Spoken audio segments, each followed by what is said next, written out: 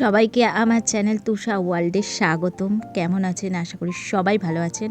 আজকে আপনাদের সাথে শেয়ার করব চিংড়ি মাছের তেল ঝাল। চলুন তাহলে শুরু করা যাক রেসিপিটা। প্রথমে আমি চিংড়ি মাছটাকে হলুদ আর একটু নুন দিয়ে মেখে নেব।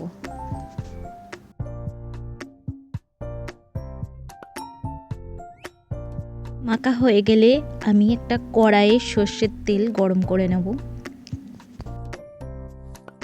ম্যারিনেট করা চিংড়ি মাছগুলোকে আস্তে আস্তে ছেড়ে দেবো।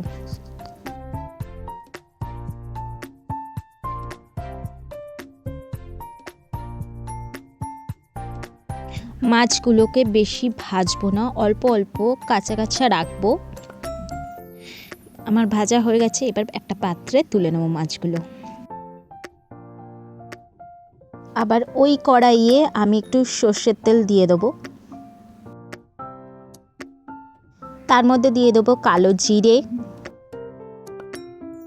দিয়ে দেবো পেঁয়াজের ছোট ছোট করে রাখা টুকরোগুলো।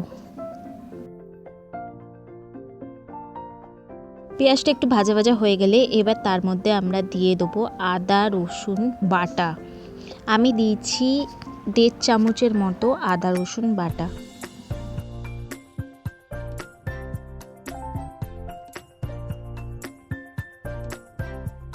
এবার দিয়ে দেবো কেটে রাখা টমেটো কুচি। আমি অল্প করে টমেটো দিয়েছি, কারণ বেশি টমেটো দিলে টক হয়ে যেতে পারে। টমেটোটা কষানো হয়ে গেলে দিয়ে দেবো ধনে গুঁড়ো আর জিরে গুঁড়ো। দিয়ে দেবো 2 চেরা কাঁচা লঙ্কা, অল্প হলুদ গুঁড়ো আর স্বাদ মতন নুন।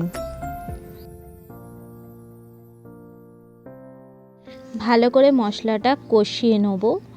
আমি দিয়ে দেবো অল্প একটু জল, যাতে মশলাটা নিচে পুড়ে না যায়।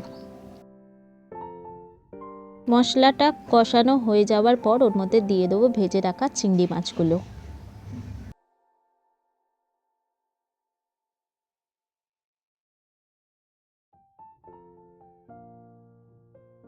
মশলাটার সাথে ভালো করে চিংড়ি মাছটাকে কষিয়ে নেবো। তারপর দিয়ে দেবো অল্প লঙ্কার গুঁড়ো, রঙের জন্য আর একটু ঝালেরও জন্য।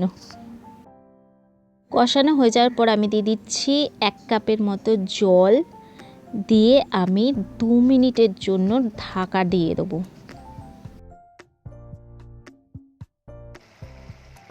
তরকারিটা নামানোর আগে দিয়ে দেবো অল্প গরম মশলা গুঁড়ো আর ঘি।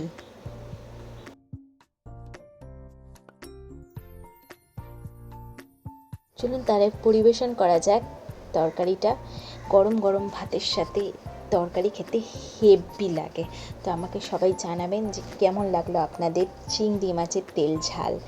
আসছি, আবার দেখা হবে কোনো এক নতুন ভিডিও নিয়ে। সবাই ভালো থাকবেন।